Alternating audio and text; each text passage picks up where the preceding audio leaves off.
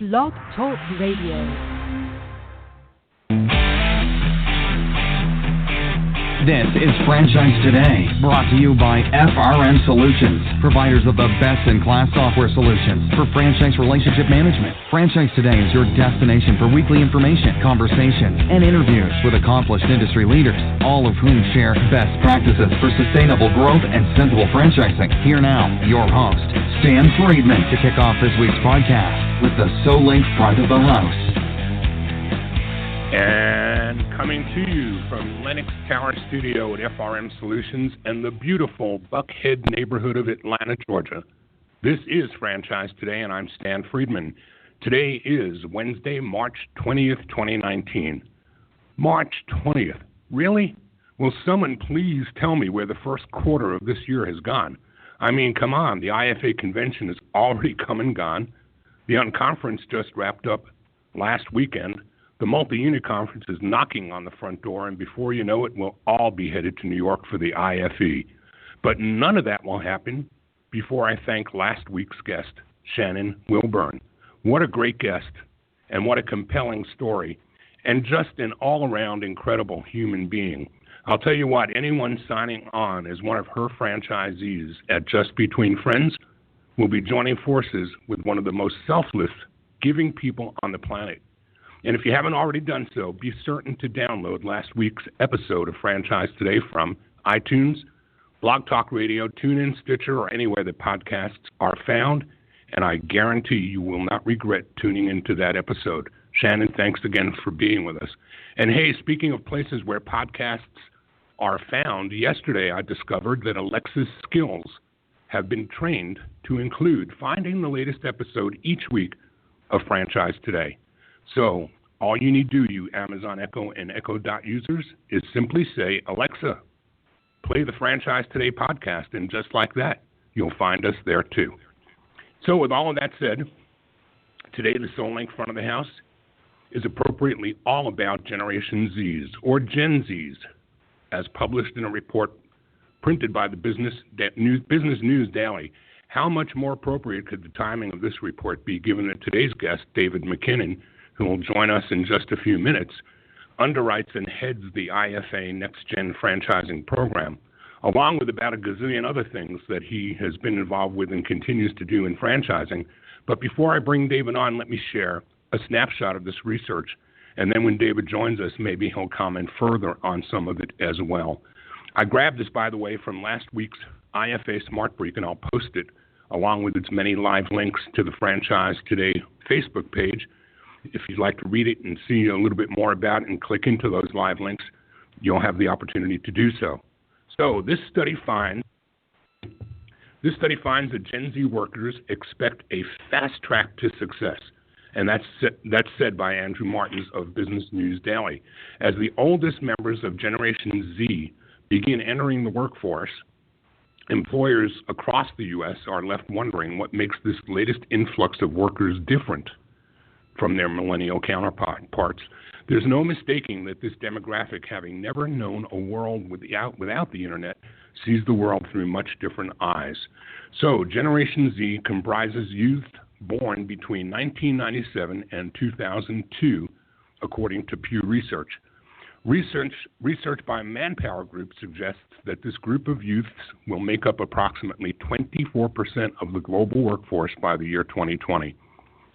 To better understand the group, training and development company Inside Out Development recently polled 1,000 Gen Zers on what they wanted from a prospective employer. Its findings revealed a generation of workers who want more out of their careers and believe that all the perks of advancement should come sooner rather than later. The workplace aspirations of Gen Z. According to Inside Out Development study, Gen Z's workers expect to be placed on the fast track for better pay and promotions. Approximately 75% of respondents say that they felt they should be given a promotion in their first position after only a year on the job, while another 32% believe the promotion should come within the actual first 6 months of work. The survey also found that 40% of Gen Zers feel that they'll make more than $100,000 a year once they reach the peak of their career, and half of that group believes they'll make more than $150,000 a year in the same period. While that may sound like an ambitious task to strive for as a newcomer, the study also found that 88% of respondents said they were willing to work harder and longer hours to reach their career goals. Roughly 72% admitted being naturally competitive with colleagues in similar roles, and 75% said that they'd be interested in holding multiple positions within a company if it meant they could accelerate their career advancement. So what Gen Zers want in a job when it comes to getting members of this fledgling demographic interested in a career, the study suggests that Gen Z really looks for two main factors: stability and development. The top career goal among respondents was to land a position where they feel secure and stable. Having seen their loved ones go through the Great Recession during their formative years, almost 70% of respondents said they'd rather work at a stable job than one that they're passionate about.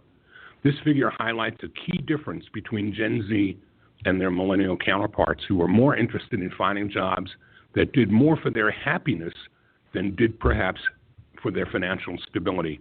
Members of Gen Z also want to feel connected to the company's organizational results. As such, respondents said they hunger for development opportunities. The study found that 36% of Gen Zers worried they'd be stuck in a job that didn't give them chances to grow. It also found that 86% felt they'd lose time each day on tasks unrelated to their core job responsibilities, and 40% felt they'd waste at least an hour or more on unrelated administrative tasks. So, Gen Z stresses and worries, while survey respondents said they were confident that their ability to work their way up the organizational ladder would be there in other areas where confidence waned. According to Inside Out Development's data, almost 90% of respondents said they expected constant feedback from their boss, but 54% admitted they were afraid to ask for it. There's an incredible amount of information here and a vast number of differences between Gen Zs and their millennial counterparts. And in just a moment, we'll be asking our guest, David McKinnon, to join us and see if he's got anything further he may share with reference to some of the information as just reported in this report, and all about his experiences with the IFA NextGen program as well. But first, I must remind you that the front of the house is brought to you today by SolLink, providers of amazing loss prevention technology for restaurant and retail. In fact, I liken SolLink and what it has done for loss prevention to what Apple and Android have done for cell phones. They've made these systems smarter. Whether you operate a single unit or a multi-unit empire, or perhaps you're the franchisor or executive of a retail or restaurant brand concerned with unit-level economics for the restaurant or retail business, take my advice and learn more about SolLink today. When deployed, SolLink's technology captures instances of exceptional behavior at all of your sites. SolLink records everything that goes on in the front and the back of the house, eliminating the need to review hours of tape to identify these exceptions. SolLink's technology captures it all and provides reports that actually direct your attention to the specific video clips of those exceptional transactions, giving you full visibility into every action and transaction at every site from any device, and the ability to do so on demand. Whether these are unusual transactions or unauthorized activity, SolLink utilizes your current point of sale and security camera systems, providing you added value from those existing technologies. That's right, there's no new camera or hardware equipment required to make SolLink work for you. Catch up with them at the upcoming multi-unit conference in Las Vegas, and as always, find them online at www.sollink.com. And now, with all of that said, it's time to introduce you to someone that I know as truly one of the great icons in franchising. David McKinnon's career in franchising spans dozens of years of success and greatness, but he's achieved all of this with a singular focus, a focus on principle-centered leadership in everything that he touches. Over the past 40 years, David has demonstrated an extraordinary ability to recognize unmet needs in the marketplace, innovate solutions, and establish recognizable brands. David McKinnon is a fire-tested executive with business acumen, that he has combined with an unshakable set of beliefs. And with that as a foundation, David has guided his companies through 3 major recessions, including the dot-com meltdown and the Great Recession itself. David's business interests have spanned technology, home services, business-to-business telephony, and consumer products. As the co-founder of Service Brands International, David built numerous franchise companies that have employed more than 6,000 people with combined revenues exceeding $400 million. David sold his interests in SBI in 2015 and today provides a sizable endowment to the IFA Educational Foundation for the funding of NextGen Franchising, a worldwide program that supports those Gen Zs and millennials as youth entrepreneur.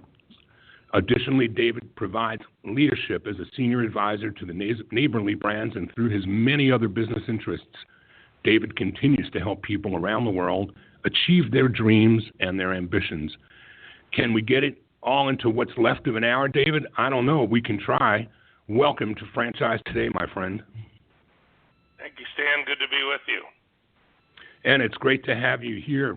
David, we're going to touch on a great many things, but what says you about some of the data that I just shared in that Gen Z report about what Gen Zers are looking for from employers today as compared to millennials? I think there's some good news for franchisors in there because I don't think that the workplace is going to be able to deliver what they're looking for in the time frames they're looking for, and I think that ultimately many of them are going to turn to wanting to be their own boss, and franchising is, if not the only place, maybe the best place for sure for people who have those kinds of desires and needs to meet them is by starting a franchise. So I think there's some good news in there for franchising. Excellent insight. We're going to touch a lot more in the time we spend together today on NextGen and youth entrepreneurship. But we want to start the interview today, David, the way we start every week.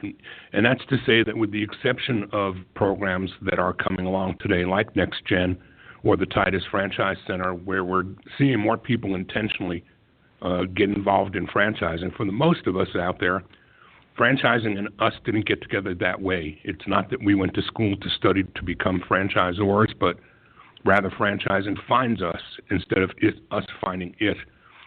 Rewind the tape for us and take us back in time, David, to before the 40-year run that became your life in franchising. What led you there, and how did that look? Well, that's a great point. I found franchising by not looking for it, as you said. I was a corporate guy, and I grew up in Toronto, Canada, and I was working for a Fortune 50 company. And a friend of mine that went to my church said, "Hey, you're a finance guy and a numbers guy. I'm going to a seminar tonight on franchising. Would you come with me?" And all of that ended up leading to me and my friend becoming a carpet cleaning franchisee for ServiceMaster in Toronto. And I left my corporate career, and much to the chagrin of my parents, to quote-unquote clean carpets. And we ended up being one of the first $1 million franchises in the ServiceMaster system, and we had tremendous success. And in that process, I learned a number of things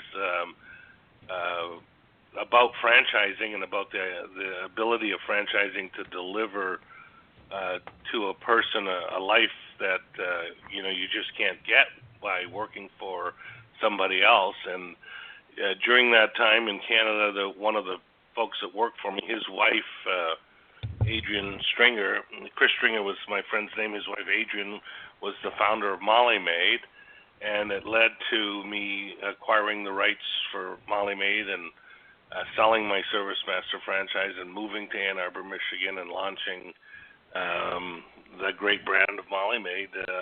And it wasn't just pushing a button, let me tell you that, but it was a lot of work. But it allowed me and my family to help a lot of other people discover what I had discovered, which was being in franchising is not being in business by yourself, but for yourself with the help of many others. And it was a great, as you say, 40-year ride. Couldn't recommend it higher. So that takes us back into the mid-'80s, thereabout, plus minus? 1984. And then from there, move the ball forward for us and help us get a better handle about your transition from franchisee to franchisor. So I would be remiss to not tell two quick stories. First of all, it was way harder than I thought it would be, building a franchise company. But we had back then there was these franchise shows that happened almost every weekend of the year, maybe 45 weekends a year, run by a guy named Don Palladino. And they would move from city to city, and myself and one or two other people would go there and show our wares, if you will, and talk to people as they wandered through the aisles about why they should quit their jobs and join this great adventure Molly made, or the guy next to me, whatever they were selling, printing franchises and fast food restaurants, etc. And we had done maybe 5 or 6 of these shows, and a good show would have been 3,000 people, and maybe a follow-up of 20 to 30 people afterwards, and then maybe you'd get lucky and get 1 or 2 franchise sales out of it. But the story I wanted to tell your listeners is we were in Anaheim, California. I'd never been to California before. We were at Disney World, a hotel next to the property, and 12,000 people came through that weekend. We ran out of all of our materials by 11 o'clock, and I ran down and fortunately had the foresight to rent a room for Monday night at 7 o'clock, and I just handed out little sheets of torn off paper that said, 7 p.m. The Laguna room Monday night, and said, we'll see you on Monday night. We'll give you a lot more information then. And I don't know how many we handed out, but thousands of them. And Monday night, 7 o'clock rolled around, and there was one person that was unqualified in many regards to be in the room, and I was extremely disappointed and was sure that this was going to be the last franchise show we've done. And by 7:30, there was 150 people in the room, and I don't know the exact number, but I'm going to say more than 10, less than 30 franchises were awarded out of that evening in Anaheim because of that time together, and that really saved our company. That really was the line in the sand that we realized we had something that was pretty special. And so to fast forward the timeline, as you suggested, we went through the 80s, and I had a little momentous event where we sold our company to Johnson's Wax, and that didn't go so well, and we ended up buying it back again and really taking a new look at how to go at the business and develop some software that allowed us to really surpass all of our competitors. And today the average Molly maid does millions of dollars a year, not hundreds of thousands of dollars a year. And I can attribute that to that fresh new look at how we approached the business in the early 90s as the reason for that success. And if we just kind of flash the tape back a little bit as well to that infamous name that you dropped, Don Palladino. Those in the audience that have no idea who Don Palladino is, I'll bet do have a much better idea about who Tom Portese is, and what MFV Expos is today was born out of the old Don Palladino days. And I've heard, David, more than a couple of stories about Don Palladino from our mutual friend Jerry Darnell. And I've had the good fortune of living through a couple of those Don Palladino stories, first person in the singular as well. Absolutely. The thing that I loved about Don Palladino was he was extremely transparent. And these shows were promoted on radio and television during the week preceding the show. Come to this such and such convention center and learn how to be your own boss and take control of your life, et cetera, et cetera. And the entry fee was anywhere between $10 and $25 in cash usually. And without thinking a lot about it, I'd be standing there at a lull of the moment thinking, there's 3,000 people here at $20. That's oh wow. What does Don do with that money? And sure enough, I saw Don putting on a beard, a fake disguise one day with a sack full of cash as he walked his way over to the bank to deposit it over the weekend, wearing a disguise so that someone wouldn't recognize him. But some great stories about Don and how he figured out how to stash the cash, if you will. So you brought Molly Maid back and further developed it, and at what point did the Mr. Handyman brand present itself and how? So we were in the late 90s, and probably 80% of the franchise inquiries were for markets that were already awarded. And we, in Molly Maid, we had exclusive territories. So let's just use the example we used recently on this discussion. Southern California was sold out.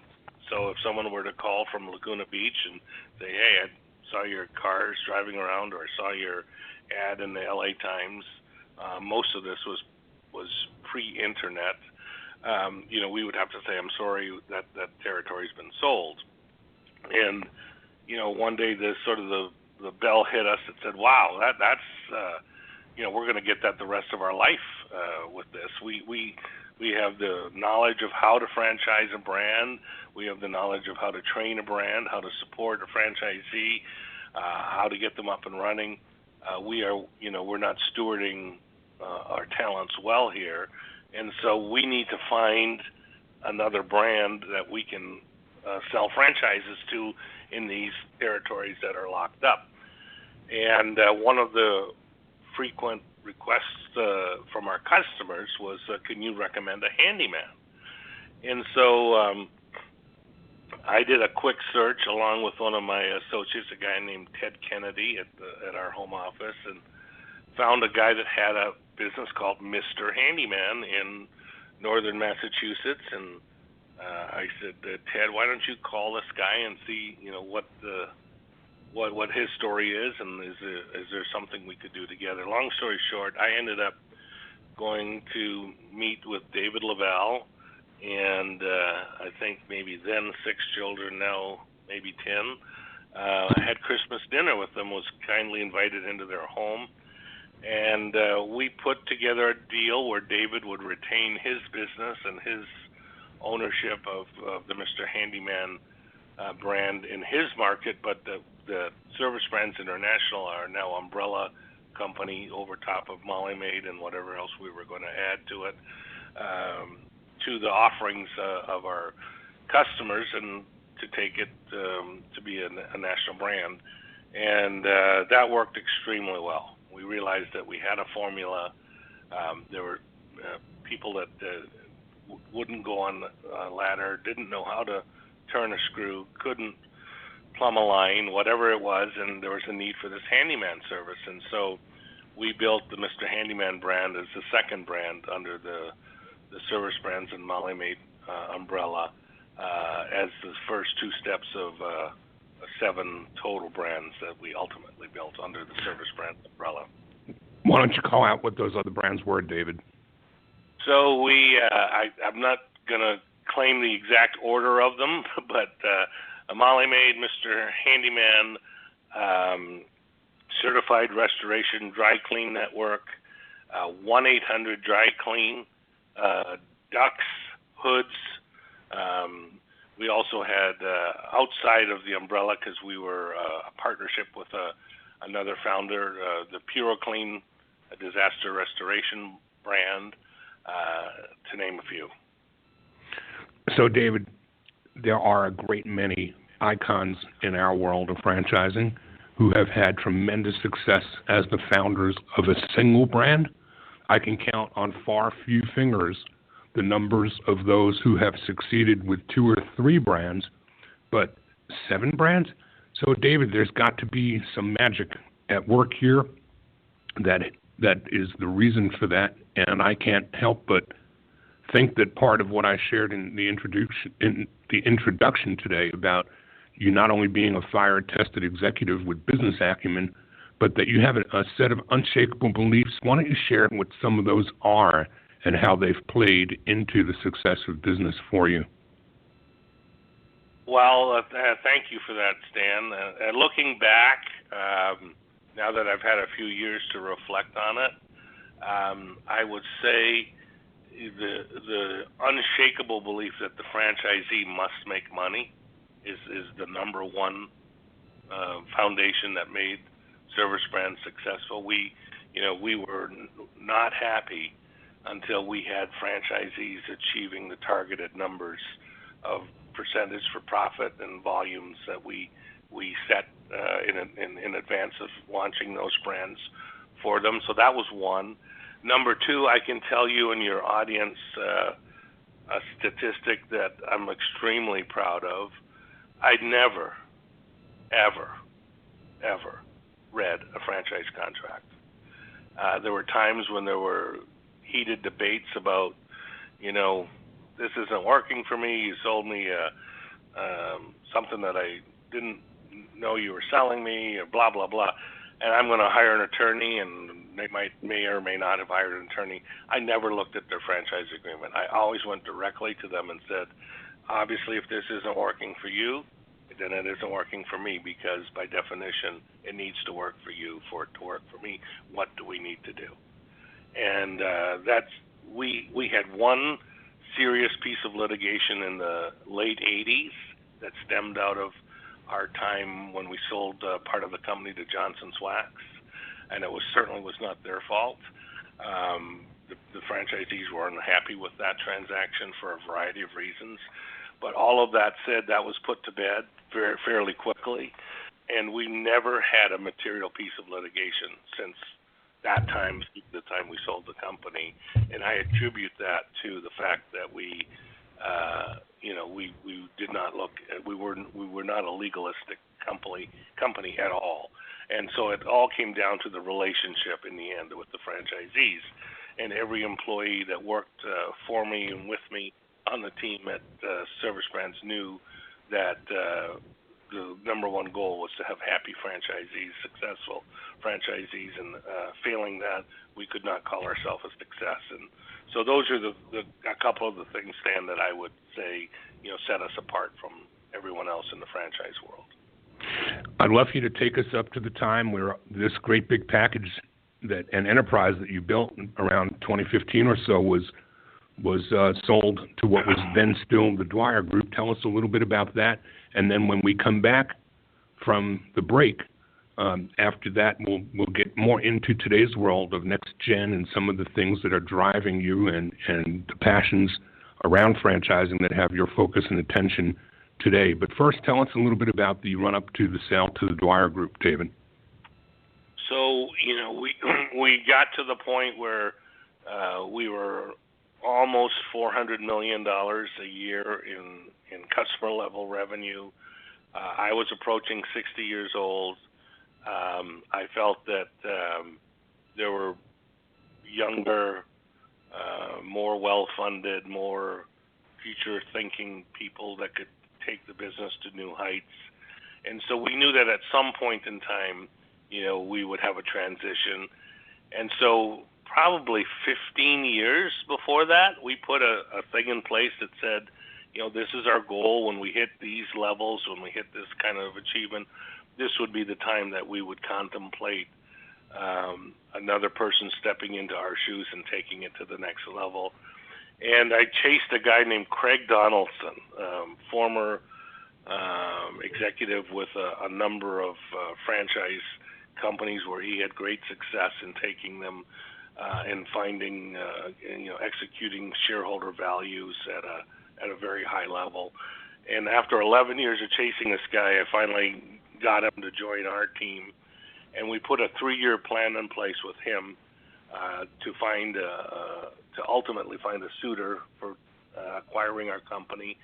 And almost to the day, but certainly to the month, we executed on that plan. And June 12th, 2015, we sold our brand, all of our brands, to the then Dwyer Group, now Neighborly, in the summer of 2015. And it could not have been a better solution for our franchisees, our company, and our shareholders. Great stuff, and we've got plenty more to go. We're just getting started with David McKinnon. We'll be right back with more Franchise Today. Franchise Today will be right back, but first, a word from our sponsors. And Franchise Today is produced and presented each week by FRM Solutions, providing best-in-class CRM and document management software designed specifically for franchising. FRM enables real-time business intelligence, communication, and collaboration between all members of the franchisor's team and their prospective and existing franchisees. This empowers you to simply and seamlessly track, access, and manage all communications to and from prospective and existing franchisees, including texts. Legal and compliance, too, is simplified with FRM's document management, and even site visits can be digitally facilitated and scored using FRM. Make today the day you give FRM a look, and assure that all of your candidate and franchisee correspondence, including texts, are being permanently tracked and archived in candidate and franchisee records. FRM even provides state-of-the-art digital experiences for your prospects, replacing old-style virtual brochures. No long-term contracts are required. Multiple upgrades offered each year at no additional cost. No excuses, just solutions on the web at frmsolutions.com. Hey, David, you talked a minute ago about developing some software, and it came to my attention as I was learning more about some of the accolades that have been part of your past, that you had an award that you won not once but twice in your career back in the 90s, 94 and 95, a two-time winner of the World Windows Award, a competition where judges select finalists from over 100 entries in the Windows World Open Software Development Competition. Basically, it's an annual showcase that features the talents of developers worldwide that use the Microsoft Windows operating system and development platforms. So unlike some in the world of franchising who I encounter on a daily basis, who developed some of these things that became legacy systems that were much, much bigger than they were ever anticipated to be, you actually went about software with some knowledge. I didn't know that was part of your world, David, but I live and learn something every day too. So thank you for that and for sharing that with me by way of my research. Yeah, just a quick story on that. I had a very unique situation. I was always sort of a wannabe techie guy. I'm a certified GAD, and we were always on the sort of the bleeding edge of technology. And I was introduced to a guy named Ted Kennedy, who I mentioned earlier in the Mr. Handyman. And Ted was a software developer extraordinaire, and I told him what I wanted to do with this scheduling software for Molly Maid and our franchisees. And he was like, yeah, we can do that. So long story short, developed it, phenomenal, awesome. Key reason our company, took over all of our competition. And he comes to me one day and he says, David, I want to enter our company in the Windows World Open and at Comdex, which is the big software show. And I said, I rolled my eyes to myself, not to him. I said, sure, Ted. So he went away and did it, and he calls me on Monday night, and he says, David, I think we got a chance to win this thing, and Bill Gates is presenting the award. Any chance you could get here by noon tomorrow? So I did, and I got there, and sure enough, we won the award and got to spend probably an hour with Bill Gates afterwards, and then the next, which was incredible, and the next year we developed another side to the business, which was the franchisee side. Actually, the home office side, the franchisee side was first, so we developed the home office side, and that won again in the second year, and again we spent another hour with Bill Gates. And so we had just this incredible team of people that took things to the max and had big visions for what it could what it could do and done, and that was the platform that Service Brands ran until we sold the company on. Great stuff, and I would never have known that. I'm so happy to have learned that. In addition to all the other things that I have known about you, I did not know that. And let's talk a little bit about benevolence, because that too is a very large part of your life, David, and it will run us up to the next gen, but maybe a word or two first about His Hands to You and the Miss Molly Foundation, and that'll lead us into the IFA and next gen. So I had pneumonia during the O.J. Simpson trial, and I've never missed a day of work in my life except for the 3 or 4 weeks that I had pneumonia, and I literally got to watch the entire O.J. Simpson trial, which brought, if you remember back then, brought a tremendous focus on domestic violence in our country. And during that time, one of the home service professionals cleaning our home from Molly Maid came in, and my wife noticed that she had a black eye. And my wife talked to her and found out that, after a longer discussion, that she had in fact been hit by her boyfriend. And out of that, my wife decided that Molly Maid could benefit from being a public forum for a voice for women and create awareness of this social plague and create awareness and be funding.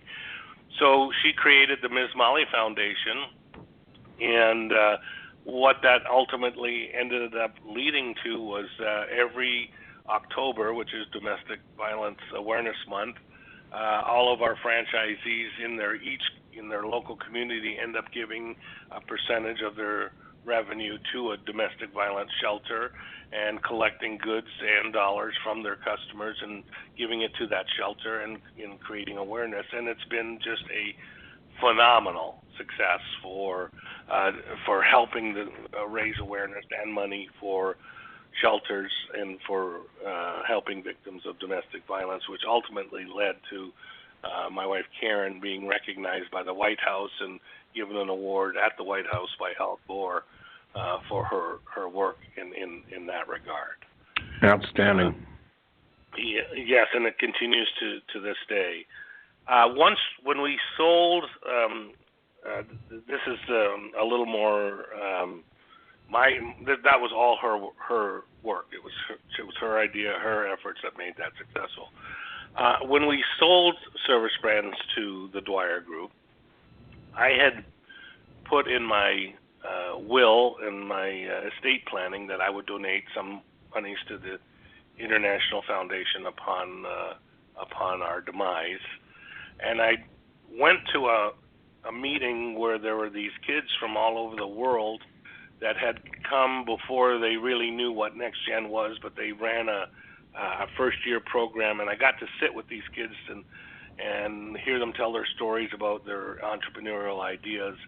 And I immediately said, I think I could turn this into something that would be a good cause for franchising, a good cause for the International Franchise Association Foundation, and accelerate my giving to the fund, to the foundation ahead of my demise, and be a part of this. So that's what I decided to do, literally on the spot.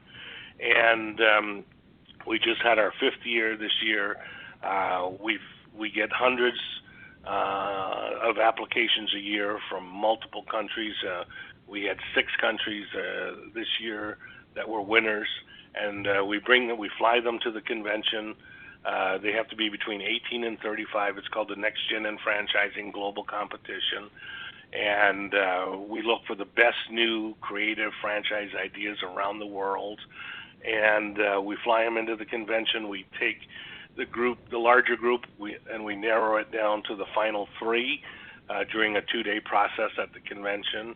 And then on the last day of the convention, we have sort of a Shark Tank-like program where we have guest judges. Last year we had Damon John from from Shark Tank, and this year we had Carly Fiorina, the former CEO of Hewlett-Packard and former presidential candidate, as our celebrity judge, and we take the final three who then pitch their ideas to the audience and those judges. The judges then ask them questions, and then we let the audience vote on their cell phones and iPads, etc., as to who the winner will be of the three. And it's a very, very exciting program. It was rated the #1 program at the IFA convention last year, and we haven't seen the results for this year, but I would presume it'll be at the top again. And it's just a thrill to watch these kids get this kind of publicity and fame for their businesses, and they all go back and get tons of local media, and their business get tremendous boosts, and we assign them mentors out of the International Franchise Association who host calls with them and support them, and it's just been one of the most rewarding things I've ever done, Stan. Where did that passion come from, David? When did you get to a place where you said, I really aspire to working with molding the clay with these youth and putting such energy, especially at a time in your life where you could have chosen to just, take it to the farm and relax more? You're putting a great deal of work into this, and you're writing a check for it to underwrite it, are you not? Yes is the answer to the last question. The two things I can give you two reasons. One, I grew up in a third world country. I was a missionary kid. I grew up on the island of Tortola in the British Virgin Islands. A wonderful place to be, especially when you're a kid. And I have a great desire to help people who are less fortunate than us. And the second thing is I vowed to myself, as we were running through the cycle of service brands, that at some point in my life I would give back to franchising because it gave me so much. And so when I went to that one session 5 years ago where I saw what a huge impact we could have in a young entrepreneur's life, halfway around the world, that didn't have the things that we have here, and what an impact it could make, it just really grabbed me and got a hold of me, and I just fell in love with this idea of this competition and finding these new ideas and helping people achieve their dreams just through franchising, like what happened to me. And these, for the most part, are young kids who are not looking to become franchisees per se, but these are concept people that are giving birth to ideas that they're taking back either to their countries or those that are from North America, looking for the help and the guidance of leadership and professionals like you. But you're actually building brands here. You are building that thing that I hope becomes the delta between franchising today being unintentional and franchising becoming something like the Titus Center and Dr. Ben L'Italien's program at Georgetown and the program that's taught at Cornell and here in Atlanta area at Kennesaw State, where entrepreneurship and entrepreneurship franchising become the antithesis of what we grew up with and becomes far more intentional. Do you see that on the horizon, David? Do you think that it's within reach? I do. I am a great supporter of the Titus Center. Dr. John Hayes is a big supporter of my NextGen program and vice versa. And I think that I'll just tell you a quick story. We had a finalist this year, Princess was her name, from the Philippines, and she had a concept called What's Your Flan, F-L-A-N, What's Your Flan? And she started this in her own kitchen with $20, and last year she grossed over $1 million. And she's got a simple franchise concept of selling flans on the streets of countries in and around the Philippines, and wants to expand it around the world.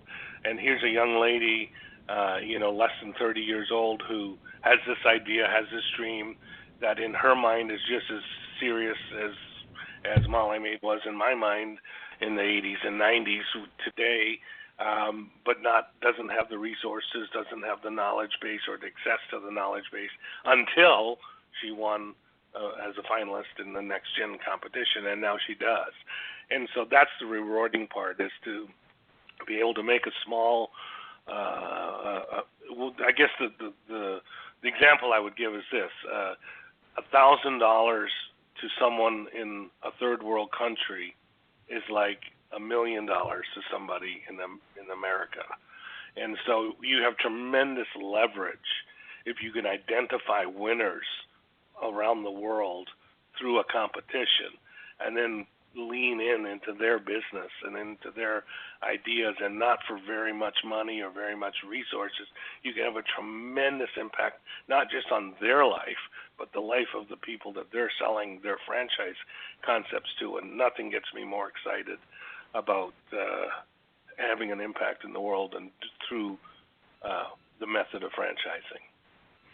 And I'd be remiss if I didn't give a shout out to a fantastic young lady who comes from another iconic franchise family, who I'm talking about Jennifer Cushell, who really gave birth to the early stages of what has become NextGen, and had the vision for working with and the passion for working with youth entrepreneurship, and took the first leg of this race to trying to embrace entrepreneurs from millennial and Gen Zs, and handed that baton over to IFA's NextGen program under your guidance and leadership.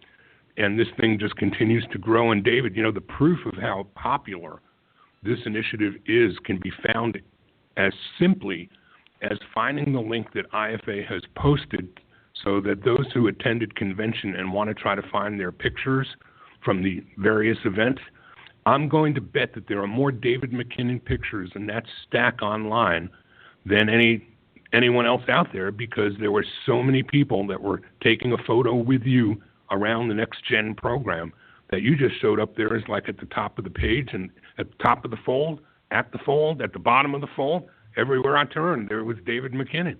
And so that just speaks to the relevancy and the importance of the work that you're focused on with NextGen, and how much it's resonating with others within IFA. And for that, I salute you, and I'm proud to call you a friend, and that Jennifer Cushell, too, brought my eyes and focus to the attention of that work, and now the work that you continue to fund and make possible is going to be a tremendous legacy to the IFA and franchising for many, many years to come. David, you wear not one, not two, but three hats as IFA defines those that are involved in its organizational structure. You as a franchisor for many, many years, you as a supplier, because you're still involved in many different companies that are part and parcel of IFA, some on the supplier side as well, and now, too, you as a franchisee, you've hit the trifecta. Let's talk a little bit about some of those other things that are involved in your life and that have caught and captured your attention in the time that we've got left. Well, A, thank you for your previous generous comments, and my goal is not to have as many pictures as I can on the IFA thing, but my goal is to make a difference in the lives of people that have these great franchise concepts around the world so they can achieve success. So when I sold Service Brands to the then Dwyer Group, one of the things that I did is I, along with a partner of mine named Alan Gotthard in your hometown of Atlanta, who's coming to visit me tomorrow here in the desert for a few days. One of the things we did is we created a venture capital / private equity firm called Trinity Ventures, and we've invested in 9 companies so far. And the first one we talked a little bit about earlier is a franchise company called Tot Squad, with Jennifer Saxton is the founder and incredible leader of that business. But another one is Clarity Phones, Franchise Phones, which is a company that provides voice over IP telephone service to franchisors and car dealers around the world. And so I've had a lot of fun just, if you will, dabbling and being part of young entrepreneurs in this country where I've got my capital on the line, helping give experience from the real world that I came from to help them build their businesses, and it's been just a tremendous amount of fun. But most recently, and I think what you're referring to, is I have become a franchisee for Sola Salons, and Sola is a franchise company headquartered in Denver, and they've developed a really interesting approach to salons for hairstylists primarily, who want to sort of take more control of their own life. They don't want to work someone else's hours, listen to someone else's music, not be able to sell product.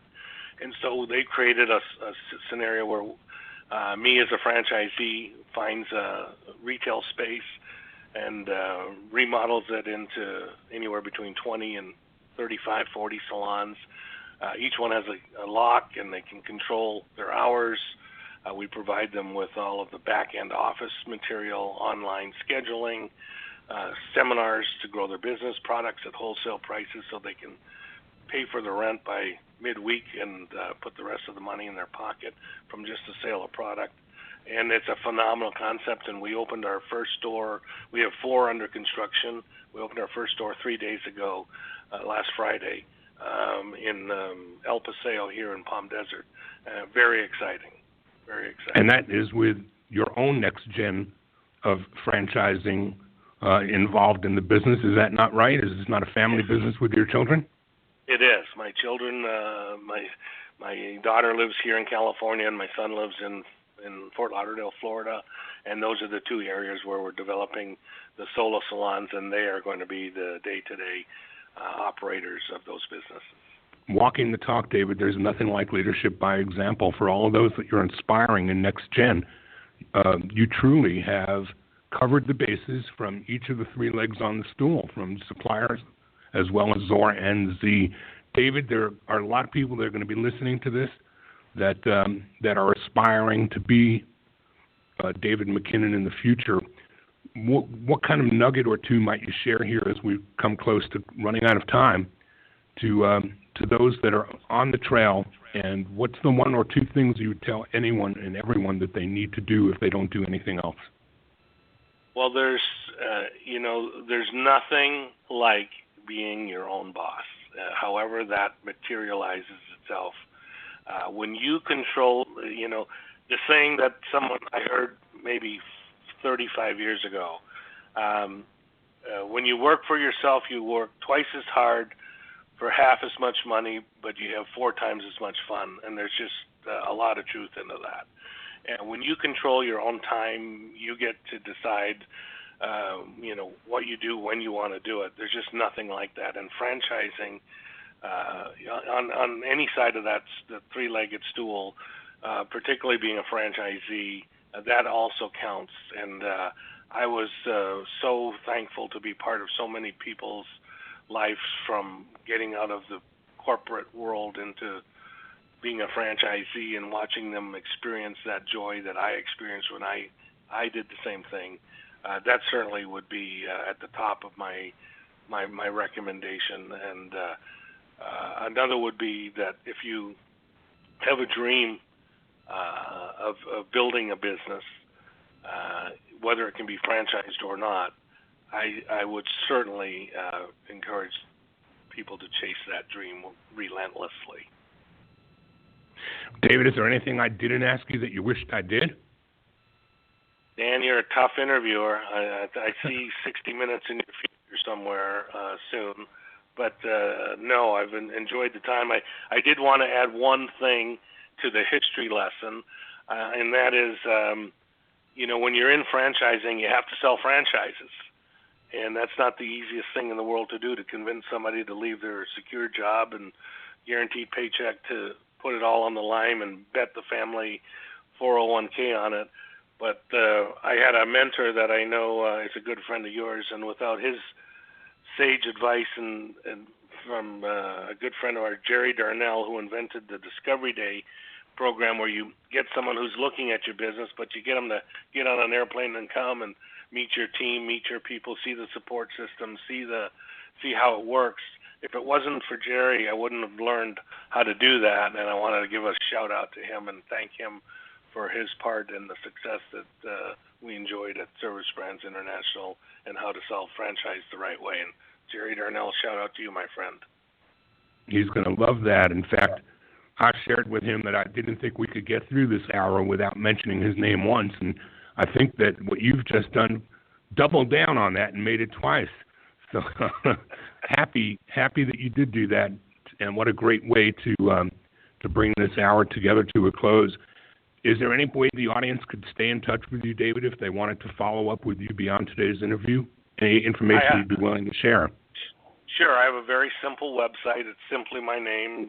It's www.davidmckinnon.com, and it's all one word. And there's some simple information there, and there's a contact button at the bottom that you can send me a note, or it comes to my email if you'd like to ask me, or you can find me on LinkedIn. This has been a fantastic hour. It has come and gone as quickly as I knew it would, David. I can't thank you enough for carving out some time to share with our audience some of those life experiences and lessons that you've lived, and we're more than willing to share out with others that have yet to become or find the path to success that you've already journeyed and continue to journey on. And can't thank you again enough for being here with us. Thank you, David McKinnon. Thank you, Stan. Appreciate the time. Thank you. And to the audience, thank you for tuning in and staying with us. We're back again next week. In coming weeks, we've got Jade, an incredible couple of guests that are going to be coming along with us for the ride. And stay tuned for that. And until then, I'm going to wish you all the best in franchising. This is Stan Friedman for FRM Solutions saying franchise today is out.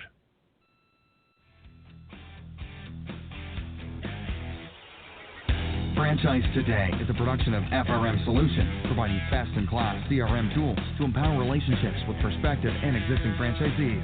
No excuses, just solutions. Find them online at frmsolutions.com. Join Stan every Wednesday at noon Eastern for another live episode of Franchise Today. Or, as always, download episodes on demand at blogtalkradio.com or iTunes.